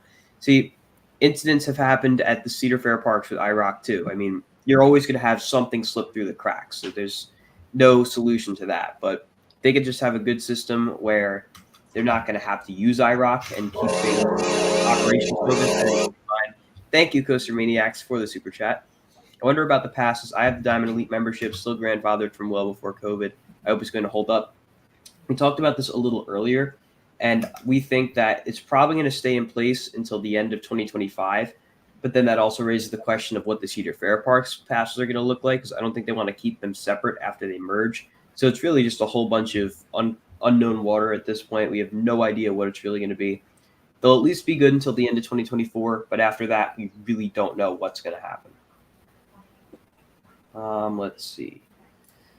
With the merger, do you expect more original theming on coasters or IP related? Like I was saying before, I definitely think they'll go more for original. I think the IP is just too much of a headache to deal with. Cedar Fair seems to much prefer the original theming, and considering the fact that Cedar Fair is going to be mainly in charge of the new company, I think that's the direction they'll go in. What do you guys think?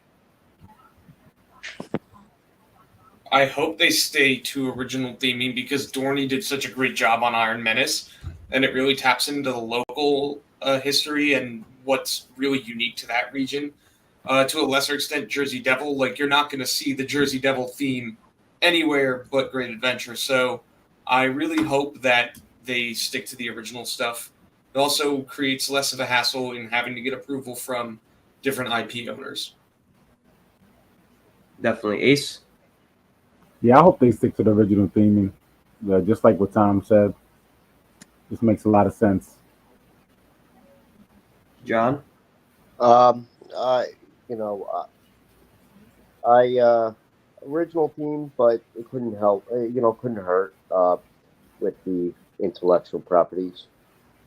50-50, I would say. Definitely understandable. I don't think this is going to happen. Oh, Tom? Thank you, Brian, for the super chat. Hello. Thank you for tuning in. Is Brian with you, John? John? Yeah, he's here. Have He's him hop on the finally stream. home. What's going on, Brian? Oh, there you go. What's up, Brian? How's it going, guys? Are you going to be at the All right. park tomorrow? I have work. Ah, Yeah. I've been out of work for about 6 weeks, and I just went back last week. very nice. Yeah. Let's see. Can you come to the park on Wednesday, please, Colin? Unfortunately, I cannot go to the park on Wednesday, but I hope you have fun. Let's see. With the merger, what do you expect from the pass system? Do you think they would have regional tickets like SeaWorld and Busch Gardens? I'll start with you, John. What do you think? Would they promote the competition? I don't see why would they. I mean, it couldn't hurt, but I don't know if they would. That'd be kind of like if Great Adventure started selling Hershey Park tickets. I just don't see it happen. I mean, it could benefit, but I just no.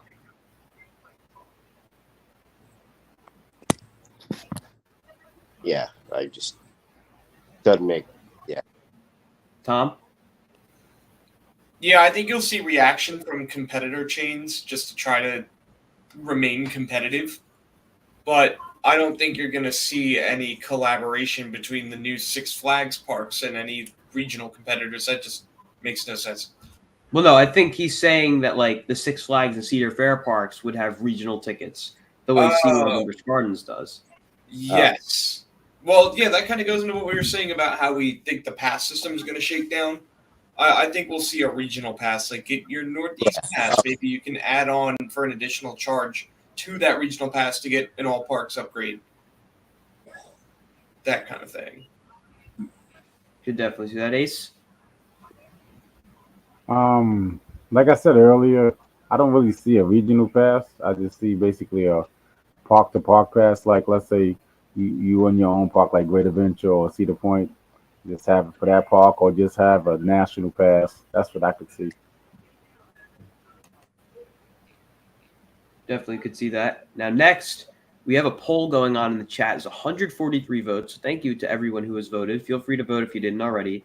It's what chain will suffer the most from the merger. And it's pretty much a 50-50. So that tells me that people agree that this is pretty much a positive change for both. I mean, I think maybe Cedar Fair might suffer a little bit just because they have to kind of spread the wealth with the Six Flags parks. I definitely think Six Flags is going to benefit from this for sure, especially the bigger parks. Maybe some of the smaller parks, not so much, but I think the bigger parks will definitely benefit from this a lot, like Great Adventure, Magic Mountain, Great America, Fiesta, etc. They're going to get a lot more money.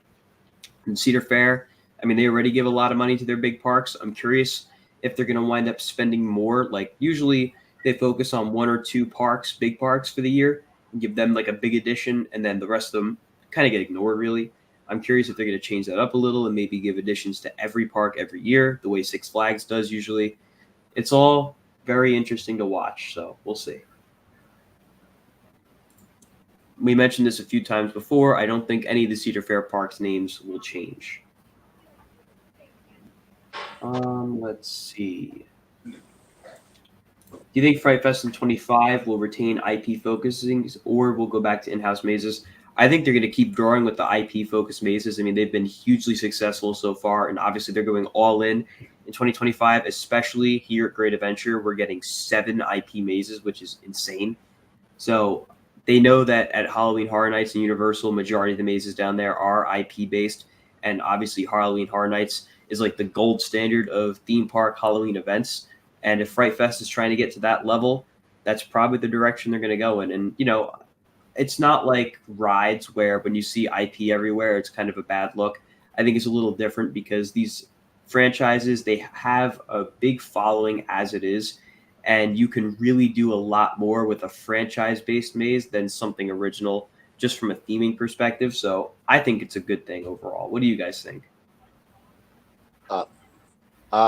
Yeah, I agree with it. Because, for example, you know, when they had Saw and Conjuring, when the times that I was there, they had 2-3 hour waits, if not more. You know, opposed to the generic ones. Generic ones were good, but they were like little waits to walk-ons.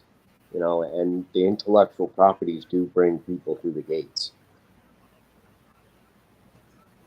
I was thinking that too, that the IPs will draw people in, but for things like Fright Fest, we've seen for years without IPs that Fright Fest in and of itself will attract people. And I'm seeing like comments that they don't have whatever resources to get the IP mazes done. Sometimes, not in every case, it's the owners of those IPs that are supplying the effects and the talent for those mazes. So we'll see. It could vary IP to IP, but I don't think it can hurt. And maybe we see it for a year or two, however long the agreement is to keep it going. And if it's a success, they'll keep doing it. Ace? Yeah, I can definitely see Fright Fest 2025 keeping it because it's been widely successful, especially with The Conjuring in 2023 last year.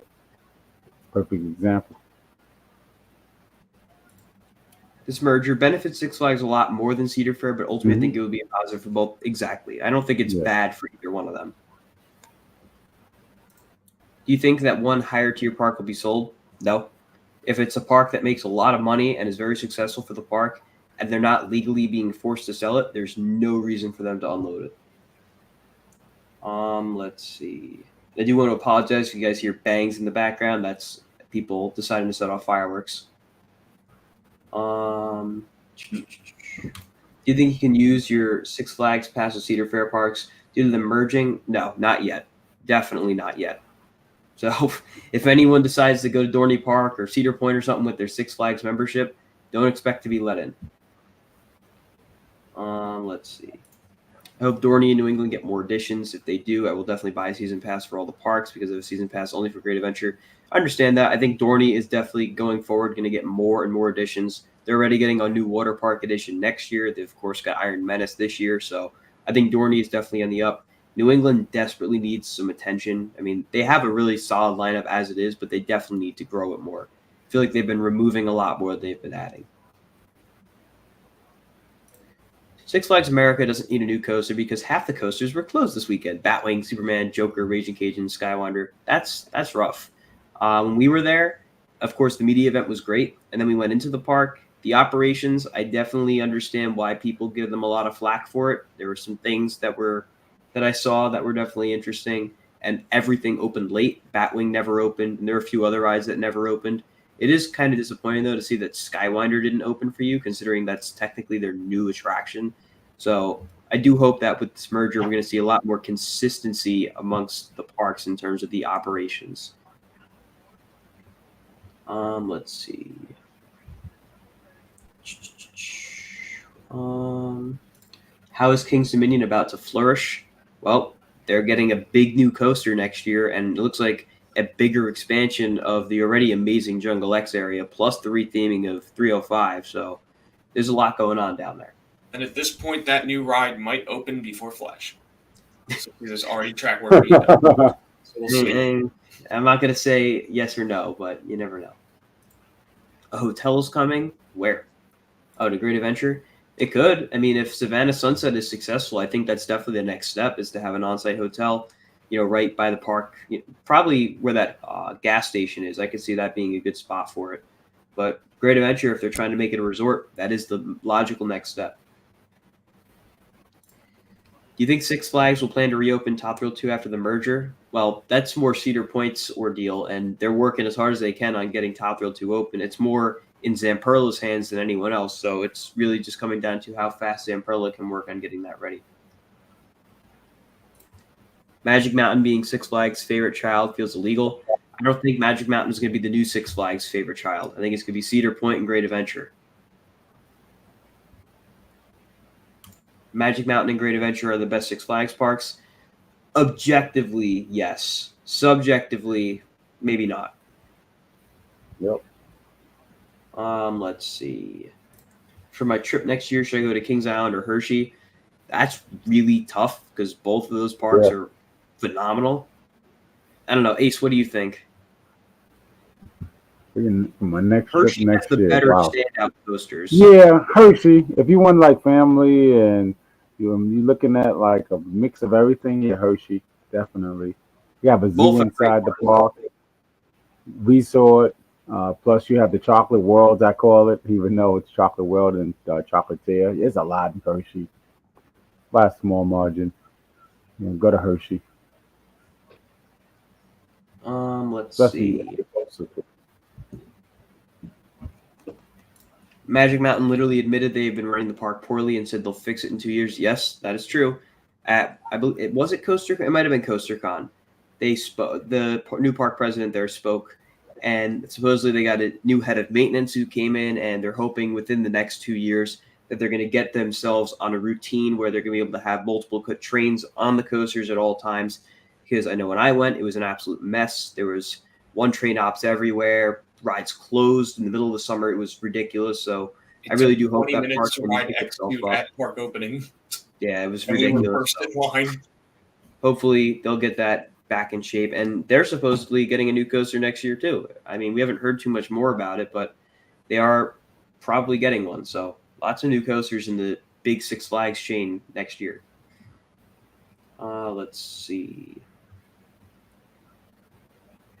Since Over Georgia serves the Atlanta area, do you think Cedar Fair would be interested in expanding into Georgia once they, well, they already will be expanding into Georgia since they'll now own Six Flags Over Georgia. So if you mean if they're going to build out that park more, I could definitely see it. Over Georgia's actually been getting a lot of additions lately. They have, I think, 13 or 14 coasters now. I mean, they've really built that park up quite a bit. So I'm sure they're going to keep ramping it up as much as they can because they are going to get a lot of attendance there. Let's see.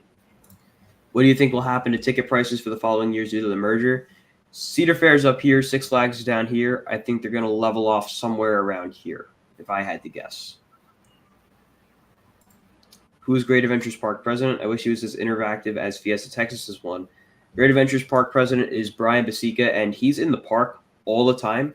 I've seen him on almost every one of my visits. I've been there 20 times, and you can always stop and talk to him. He's a very, very friendly guy. He's always out in the park looking to see what can be improved on, what can be changed. He's doing a great job. He's been at the park for about a year now, a little over a year, and I've already seen a lot of changes that we've suggested to him come to fruition, like that of the double-sided lockers, Dream Street. There's a lot that he's done so far, so he's doing great. And, of course, Jeffrey Siebert of Fiesta Texas is one of the best park presidents out there. He's been there for a while, too, so he's had his time to really morph Fiesta Texas into a great environment, and I hope Brian is able to do the same. So far, he's doing great things, and I can't wait to see his vision continue to grow.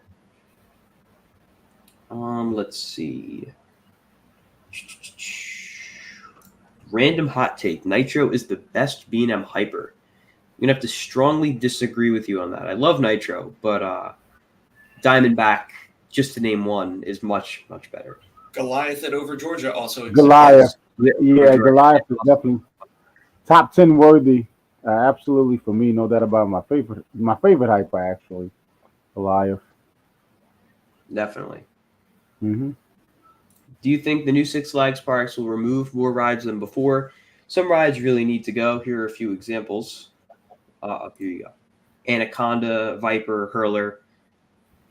I don't know. I mean, I'm sure they're just going to kind of continue down the same path. I don't think they're going to get rid of rides without having replacements planned because it looks pretty crappy to just tear out a ride and put nothing in its place. Like the fact that the Viper plot, not Viper, Vortex plot at Kings Island is still sitting empty is pretty insane to me, considering that got removed in, I believe, at the end of 2019. We're now almost at the end of 2024, and they still have not replaced it, which is pretty insane to me. It's just like the Rolling Thunder plot of land. Yep, that too. That was Well, going to be a red that's- seed, but the old Six Flags cheaped out. Let's see. Maybe they just buy out the memberships in a way and give you a big discount or perks or something. I could see them offering legacy members like a big discount to switch over to the new style of pass. That way it kind of lessens the blow of losing your membership. I think that would be the best way to handle it probably because you don't want to just end the memberships and then force them to pay much more than they used to. So I think easing into it is going to be the best strategy. What is the worst roller coaster you've ever ridden? Also, congrats on 18K. Thank you. There's a lot of really bad coasters I've ridden. Looping Star at Keensburg tends to jump into my mind. That ride just beats you up so bad for no good reason. Mm-hmm. Hellcat at Clementon is really, really rough. Wildcat at Lake Compounds was really rough. They did retrack it. I haven't gotten on it retracked. There's a few though. There's definitely a few. What do you guys think? Definitely Wildcat Compounds before the retrack. But give me Steam and Demon from Great Escape. That one was pretty rough. Firebird at America could be up I there. hate Firebird. Hate it. Disgusting. Oh, yeah. That ride is So much of terrible. a rattle. It just beats the hell out of you. I got a good one. It's so bad that it got relocated, didn't even get built. They canceled it. And that is the Green Lantern at Magic Mountain. And Yeah. Nerone didn't even bother putting the damn thing together. How about that? That thing literally just shifted your organs, just destroyed you. It was just so terribly operated. Worse than actually the old Wildcat. You know, even though I'm talking about the Wildcat at Lake Compounds. Another terrible one. Oh, and another one that was terrible was the one at what is that park called? They have the oldest roller coaster. Oh, Lakemont Park. What, Yeah, Skyliner? oh my God, Skyliner just broke your neck. It breaks your neck and back. Oh my God, that thing hurts. I got on that twice because the other one was closed because Leap the Dips was closed. So I had to do 2 rides to get my money's worth, and that thing was so rough. Yeah. What do you think, John? What's the worst coaster you've been on?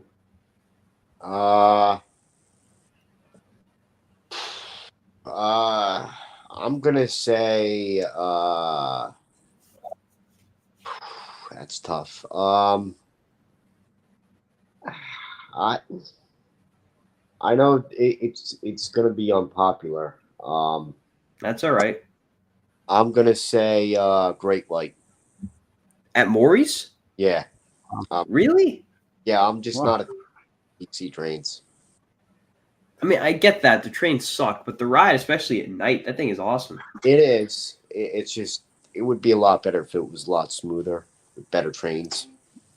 But yeah. Understandable. To be personally, $110 is still a lot of money. So this is back to talking about the fact that you could buy a diamond pass for like $110. Think about it this way. If you're paying anywhere between $50 to $100 for 1 day admission at a park, and then you can get unlimited access to not just that park, to every park out there with the Six Flags name for just $110, that is insanely cheap. Insanely cheap, if you ask me.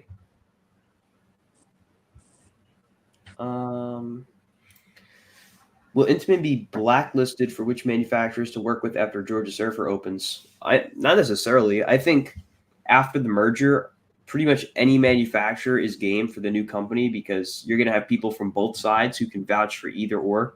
Intamin, of course, they have a pretty straight relationship with Cedar Fair, but now that Six Flags, they've been working with them pretty much nonstop ever since the early 2000s. They never really stopped.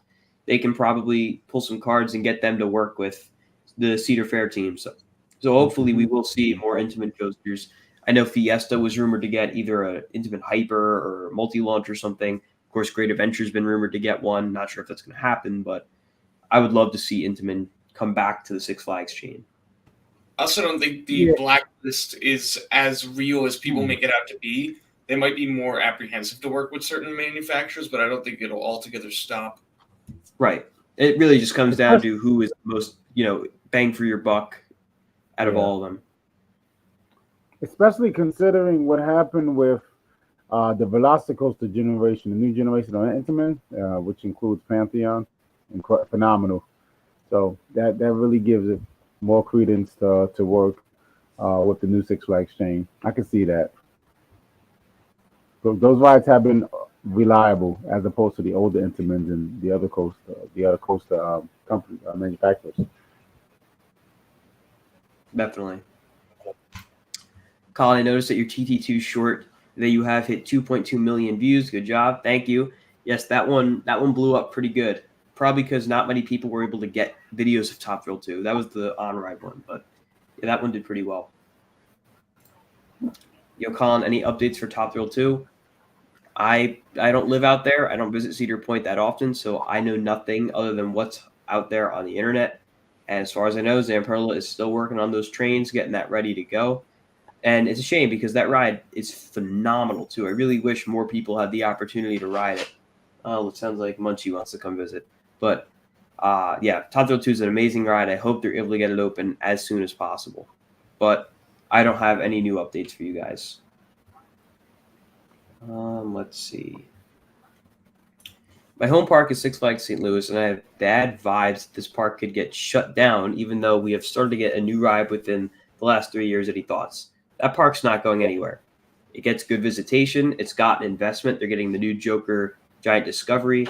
They got a kiddie coaster, I believe it was last year. They've been getting plenty of investments, so I don't think you have to worry about that park closing.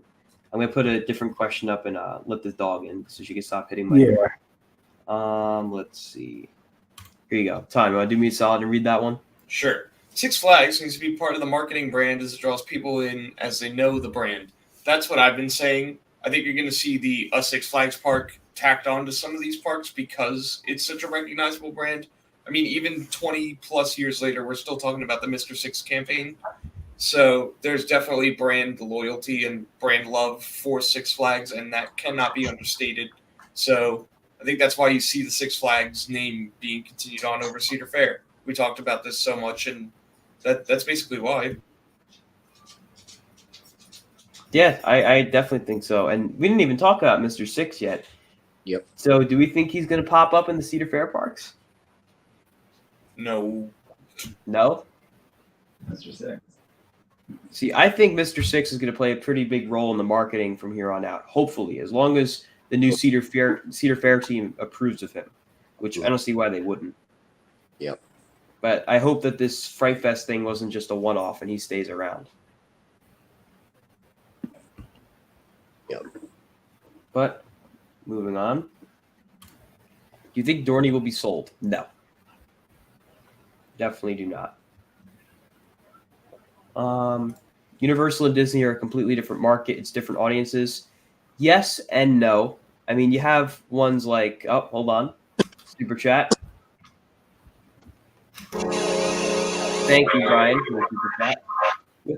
With the merger, Cedar Fair has they have two Strata coasters since they already have Top Thrill 2, and now they'll have King Ka under their belt too. So they will have both of the tallest. They will have all the tallest coasters in the country by far. That's pretty impressive. Yep. Let's see. Where was I?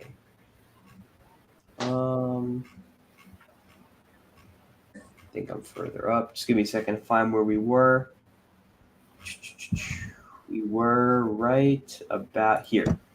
So when you look at a park like Cedar Point, which has definitely become more of a resort, and as well as Knott's Berry Farm, they're a big theme park. And I'm sure even Great Adventure eventually will get to that point too. The resort, multiple day experience, that's what Universal and Disney are. And Cedar Point and Knott's, I would say they're getting there. So saying they're a completely different market, not entirely. Yes, they're more vacations, but still. What are you going to say, John? No, I was just gonna say I was agreeing with you on that. Like they're markets that they have tourisms and stuff, but and hey, Disney keeps pricing their consumers out because that seems like what they're doing. They're just driving them to the Cedar Fair Six Flags parks or Cedar Flags parks. Yeah. Absolutely, because when you look at it, and I like to always emphasize all the parks I've been to from when I was a child to now. And I remember when I first went to Disney in 2009, it was $140 for a hopper, $142 to be exact for a hopper pass. Now, when you look at my visit this year for Disney World, $266 on the Wednesday for a hopper pass. So you go figure, and Universal is following the trend of Disney. When I went 2 years ago, the same year you went, Colin, the two-park hopper pass was $200 flat. So, and that was 2021. So, they are, like John alluded to, they are pricing us out, and they basically forcing us, forget about going to United Parks and Hershey. They want us to go to Six Flags. That's pretty much what they're telling us. So, yeah, definitely. Best bargain. Yep. Let's see. Will we see Coaster Spot and Collywood merger come? I don't think so. I think Alex and I are going to stay separate. But Alex has great coverage of not only Great Adventure, but parks around the world. So I definitely recommend checking out his channel as well. Let's see. Will food services change at either parks? Do you think they will usher in new menu items or anything regarding the ways they distribute food? If anything, I think Six Flags is going to adopt more of the styles of Cedar Fair. They have a lot of specialty food at the Cedar Fair parks, and it's definitely better than Six Flags parks in that regard. So I think it'd be a great change to see Six Flags adopt that strategy. What do you think, Ace? I know you're a big food connoisseur for the amusement parks. Well, listen, I'm sure, Tom, you're drooling at the sight of this too. Just as great as, our parks here in America, Kings Island, Cedar Point, the barbecue place. Oh, I cannot wait. I've been waiting for this for the moment. I hope it happens. This implementation happens in 2025. That'd be great because I'm tired of how Six Flags has cut back. Because I just went to Great America. They no longer give tacos, the real Mexican style tacos. You got to get a freaking bowl now. I can't believe this. So that'd be great. Implement all of Cedar Fair's great cuisines and menus into the fold. Definitely. Moving on. I love the way SeaWorld handles their two Orlando parks. I'd like to see that modeled with Knott's and Magic Mountain. Well, SeaWorld only has one Orlando park. You mean they're two Florida parks, SeaWorld Orlando and Busch Gardens Tampa. But I agree. I do think the way they have those set up is definitely really good. Let's see. They call it Six Flags America because it's by DC. I get that. But I think Wild World is a much better name. It gives the park more of an identity. Yeah. That was also back when they had more animals, too. When they even had animals. Next up. Will you be getting 10 rides on Superman Ultimate Flight tomorrow? I will be getting 0 rides on Superman Ultimate. Mm-hmm. Not worth the wait in a long line. No. I'm just not a big fan of Superman. As I'm sure you all know. Six Flags America needs a rebrand to get away from its bad reputation. I don't think its reputation is that bad per se, but I think going back to Wild World would be a good move. Let's see. Six Flags food needs to be much more better and improved now with the merger. That's an important next topic. We talked about that earlier. So I do agree that they definitely need to improve on the food. Great Adventures food is pretty good, but I know they definitely struggle with some of the other parks. Where can I find the Six Flags Mexico rumor? I saw it on Coaster Hours Instagram story. You could send him a DM and ask him about it. That's where I saw it. And we do have a new addition to the stream. Welcome, Brian. Hey guys. Oh, Brian. Let's see. Will Intimate Rides finally return to Cedar Point? Hopefully. I think that'd be great. But we'll have to wait and see. They have a pretty big, pretty long, bad history with Intimate over at Cedar Point. Ace not getting on Ka for the 50th birthday is a crime. Well, it's not like it's the Ka's 50th birthday, at least. Yeah. Let's see. Cedar Point not counting Superman at Magic Mountain as a coaster is hilarious. It is, especially now that it is their coaster. So. Yep. They'll count it now. Personally, I'd probably expect some kind of letter from the CEO and COO that features a timeline of what their goals are to improve all parks in the next few years. Yeah, I think that's a pretty good expectation. We'll probably see something from Zimmerman, something from Salim as well. And yeah, just something along those lines to outline the future of the company. Let's see. I am going to be putting a line in the chat fairly soon. We're going to try to have the stream wrapped up by around 10 o'clock. So just keep that in mind. Ask your questions now. Great Adventure long-term will be better off with this merger. Definitely agree there. They will probably be much better off. I'm not saying Six Flags, the current Six Flags is bad by any means, but I do think overall they will definitely benefit from being under basically Cedar Fair's leadership. Let's see. There we go. What do you think about accessibility-wise for the rides? Will they do what Cedar does or Six Flags does? If you mean ADA passes, I'm pretty sure they have very similar systems between both. I'm not 100% sure, but they'll probably keep it fairly uniform. I'm going to skip past some of these. Y'all know if they'll bring back the Bring a Friend for Free promo? Probably not, if I had to guess, judging off Cedar Fair's track record. Project 305 is definitely going to be renamed something different next year. They already have some test paint on there. There's, I believe, orange test paint on the supports, and they don't have anything on the track yet. So it's definitely going to be rethemed to something to fit in with Jungle X, if I had to guess. Hot take, I think DC will be phased out of this new company. I don't think so, considering they're building a new DC ride right now at Great Adventure. So it'd be kind of foolish for them to just backtrack on all of that. I don't see that happening. But I think long term, they're not going to be adding that many DC attractions. When will the Legacy Passes be gone? We have no idea yet. That won't be known for quite a while.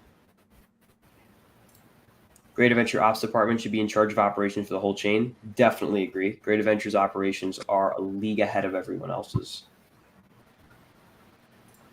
Is JD down again because of RMC? Not a great look for RMC right now. It is, as far as I know.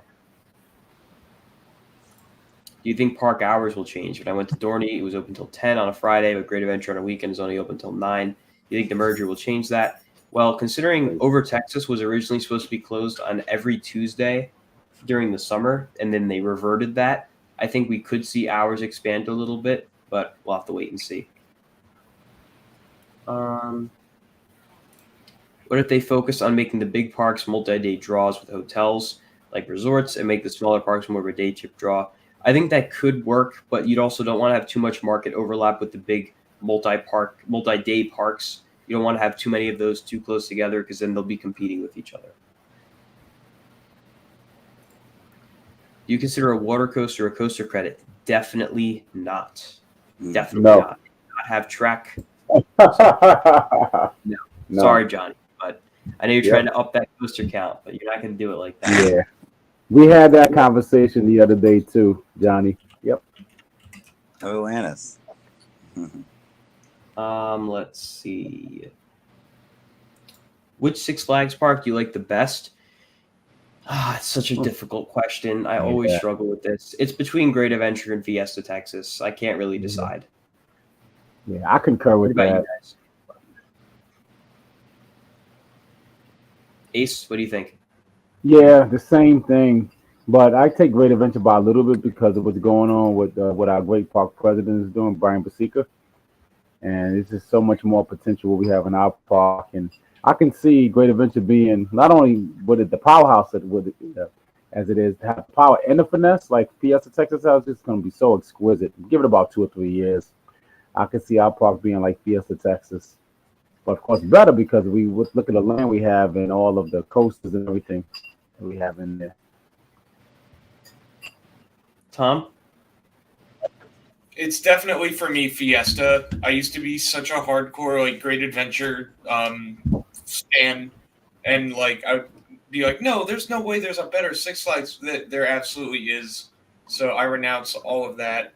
Fiesta just had the whole package, and that is always going to pull me more towards those kind of parks' favor versus parks that do like one thing really well. Like Fiesta had it all. John, from the parks you've been to? Well, Six Flags park wise, well, probably I would say Cedar Point, only by No. Old Six Flags, not new. I only Great Adventure, honestly. I didn't get a chance to. I haven't gone to any other like Six Flags parks. Just Dorney and Cedar Point, and Universal and Disney, but that's kind of it. I have to visit a lot more Six Flags parks. Brian? Well, I've been to 2 so far. I went to America with Ryan. Yeah. And then I said Great Adventure is better than America. I would definitely say Great Adventure is definitely superior. Joker Jinx is good, though. Oh, yeah, definitely. Yep. I'm going to skip past a lot of these questions so we can get a little further down. How do you think they'll do with Fiesta Texas' future investments since San Antonio is growing fast, becoming a tourist destination? We've already seen rapid-fire additions going to Fiesta, and it helps greatly that they have such a strong leadership team who really is good with balancing the budget out and making room for as many improvements as possible. And the amount of things that are constantly going on at Fiesta is kind of mind-blowing. So Jeffrey definitely knows what he's doing down there along with the rest of the team. So I'm sure they're going to continue to get a lot of investments. Let's see. Do you think Great Adventure is still getting a coaster in 2025? Well, as long as they can get Flash open, I'd say so. But I think they probably will, if not 26. But I'm thinking probably 25. Flash is the 25 coaster. Well, it better not be. I don't think that's going to happen. I'm going to say mid-July. Six Flags copyrighted the name Quantum Accelerator. So I could see what you're saying with New England using it. I could also see it being used on Magic Mountain's new coaster, or really any of the new coasters coming to the Six Flags chain, like Mexico's supposed dive coaster. Really anywhere they could definitely use that name. They really haven't done much for Magic Mountain's steampunk area to feel like steampunk. Certainly not as much as Fiesta. So, or America. America's is really good as well. Well, that's good. How much longer will the Great Adventure Safari be around for? That will never go away. That will always be a part of Great Adventure. The Safari will never go. I would die on that hill that it will never go away. Which out of all the Cedar Fair and Six Flags parks are the best operations? Six Flags, it's Great Adventure, not even a question. Cedar Fair, it's Kings Island. Yep. For sure. Let's see. Off-topic question. Cheesecake. Is it a cake or a pie? It's a cake. That's a good question. That's a good question. That's a cake. I'll say cake. Cake. Yeah. Yeah, you have to bake it. It's pie. I have no reasoning for it. I'm just going to take the opposite opinion. Listen, I should know. of all the parties I've been to and all that and the cakes that I've made, come on now, put the eggs and all that, and you have to cook it. I mean, bake it. Yeah. Okay. I saw a Monster Energy drink sold for $10 at Great Adventure. Why so pricey? Because they can. I mean, they can charge pretty much whatever they want for food and beverages in the park because you're a captive audience. You're in the park. You're not going to leave the park, go down the road to like McDonald's or Wawa or something just to get it cheaper because you're already at the park. So they know you're probably going to pay for it anyway. So they'll just keep raising the prices, which I don't necessarily agree with, but that's the way the economy works. Yeah. So you're paying for convenience, basically. Pretty much. If Mr. Six appears in the 50th anniversary ceremony at Great Adventure, then I'm going to explode. Well, you're not going to explode because I don't think that's going to happen. Let's see. Do you think Six Flags' announcements in August, and if the plan is the same for Great Adventure as a really tight buffer zone because of Flash, if they do announcements at the end of August in time for Labor Day sales, I think they'll be fine. I'm sure Flash should open hopefully early August, at the absolute latest the end of August, but I think they'll be fine. Flash was kind of a thrown in last minute addition anyway. It's not necessarily the most marketable thing for the park. As long as they have another big coaster, they'll bring in even more people in for the next season. Let's see. What color scheme should P305 get with getting a new fresh coat of paint? Well, the supports are going to be orange. So whatever you think would look nice on the track, let's hope for that. If you're watching and you haven't already, be sure to hit the like the stream and hit that sub button. That's right. Jameer knows what's up. Yep. Did the park president confirm that Flash Vertical Velocity may open without lots of theming elements? I haven't heard anything. I mean, we don't know when the big Flash logo is going to come. For all we know, it could come in time for an August opening. We'll have to wait and see. Let's see. Good evening, Katie. Any plans on coming down to Georgia once Georgia Surfer opens? I would definitely like to, maybe a little bit after it opens. So I still have to get on the Kid Flash coasters down there. And I also still haven't been on Joker Funhouse coaster down there. So I definitely want to go down there and check all that out. Oh, yeah. Joker Funhouse is an exquisite, and I think it's my favorite kiddie coaster I've ever been on in my life. It's number one. It's great. Let's see. Feel bad for Great Adventure compared to Kings Island and Disney. People are going to slam them for the 50th anniversary celebration.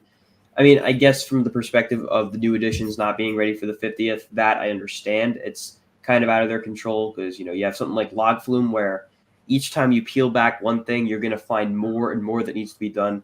When Log Flume reopens, it's almost like a brand new ride with the amount of work they've done to it. They have replaced so much on that attraction. It's unbelievable. Giant Wheel, having seen it in person, looks phenomenal. When you all get to see the nice new repainted gondolas and everything, you're really going to be impressed because it makes that area really pop. And Flash, of course, has a huge presence. So once it all does open, I think everyone will be just fine.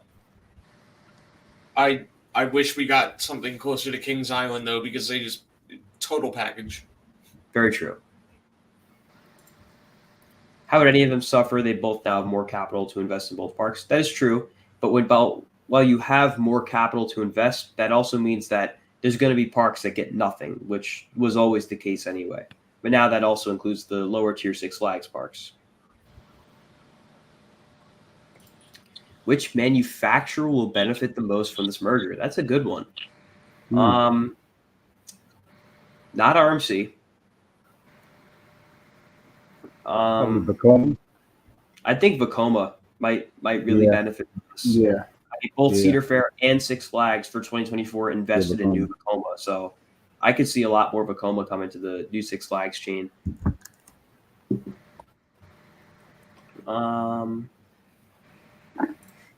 Do you think that the merger we'll see Looney Tunes characters wandering around a park like Cedar Point? Maybe in the future, I could see it, along with the Peanuts characters.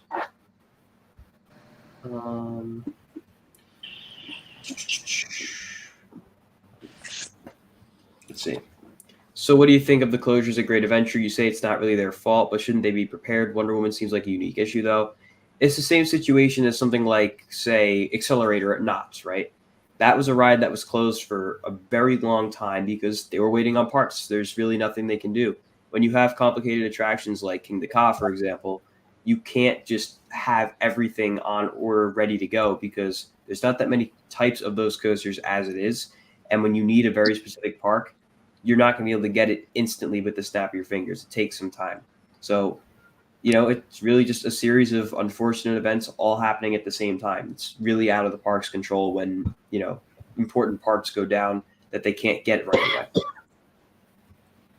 I'm going to try to skip past some of these. Oops. Colin, do you think Hershey is better than Great Adventure, but would you rather have Hershey as your home park? So that's a good question, actually. I do think Hershey is better than Great Adventure, but I would rather have Great Adventure as my home park. And the biggest reason for that are crowds.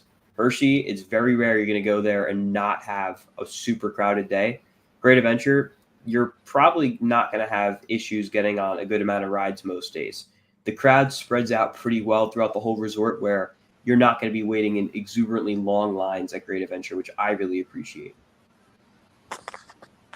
Let's see. Anybody else ridden Iron Menace yet? I have. Ace has. Tom has. Have you guys ridden Iron Menace yet? Yeah, I have. Yeah. Very cool. So we all have. Let's see. I see people saying Nitro be torn down to replace by a Giga. Nitro's not going anywhere. Nope. Do you think Great Adventure will now get a Giga? I mean, it's definitely more possible now, but not necessarily a guarantee. Yeah. I think what Great Adventure is doing with all the characters this year has been great. We just need Marvin and Taz back as well. I agree. I'd like to see Marvin and Taz and Pepe Le Pew come back to Great Adventure because they are at the other Six Flags parks. We need Roadrunner back. Yes, we do need Roadrunner back. Yeah. Will Great Adventure eventually expand into the forest around where Adventure Seaport is? I'm not sure because Roaring Rapids occupies a lot of that land and they probably don't want too much overlap over there. Mr. Six, Great Adventure's 50th, and the merger all within a week of each other. It's been an action-packed week for Six Flags. Yep. So glad to have Ace back. I agree. Yes. Yeah, appreciate this. Let's see. I'm trying to go to Six Flags America for the first time. Is it worth the trip because of its reputation? And is Joker's Jinx a good coaster? It's the closest to Chiller. So Joker's Jinx really doesn't feel like what Chiller would be like. If anything, you're going to want to ride Mr. Freeze to understand that. Six Flags America, see, I've had 3 visits there. My first 2 visits, I had no issues with. I thought it was good. My last visit, I definitely saw some issues, specifically from the operational standpoint of the park. So my best advice if you're going to go this year, just be patient. Understand that it's not going to have operations like Great Adventure or some of the upper tier parks. And just try to do everything you can as fast as you can because you're probably not going to want to deal with it as long as something like Great Adventure because slow operations and, rude guests, stuff like that, it wears on you pretty fast. So going into Six Flags America, just be prepared for that. If you go on a weekday, you're probably going to encounter a lot of camps as well. So keep that in mind as well. And finally, last question of the night. So this is at the end of the line. So sorry if I didn't get to your question tonight. Maybe Fiesta Texas will get a Peanuts-themed area. I think all the Six Flags parks might take one of their areas, the kids' areas that maybe doesn't have any particular theme like Great Adventure, Junior Thrill Seekers. I think that would be prime for a Camp Snoopy theme for sure, especially because it's kind of located in the woods. I think most of the parks have an area like that. But I definitely think most parks will have the Peanuts implemented for the Six Flags. And then for Cedar Fair, I could definitely see Looney Tunes make their way in. But with all that being said, that is it for tonight's stream, the merger pregame, if that's what you want to call it, and the 50th pregame, where we enjoyed the last few hours of Cedar Fair and Six Flags being separate companies. Because in just 12 hours from now, even less than that, that will no longer be the case. They will be combined companies, which is pretty insane that wound up happening. But John, I want to plug your social media one last time. You can find me at my Instagram at John Go Birds 2390. Ace. Facebook, Ace Kyle? Brian? Brian Gray 0814. And Tom? Oh, you can find me at Tom's Tracks 99. Not only is tomorrow the 50th anniversary of Great Adventure, it's also NHL Free Agent Frenzy, so that's going to be just as exciting. There you go. With all that being said, guys, that's going to do it for tonight's stream. If you enjoyed, be sure to like, comment, and subscribe. We'll see you guys tomorrow for Great Adventure's 50th anniversary. Have a good night, everyone. That guy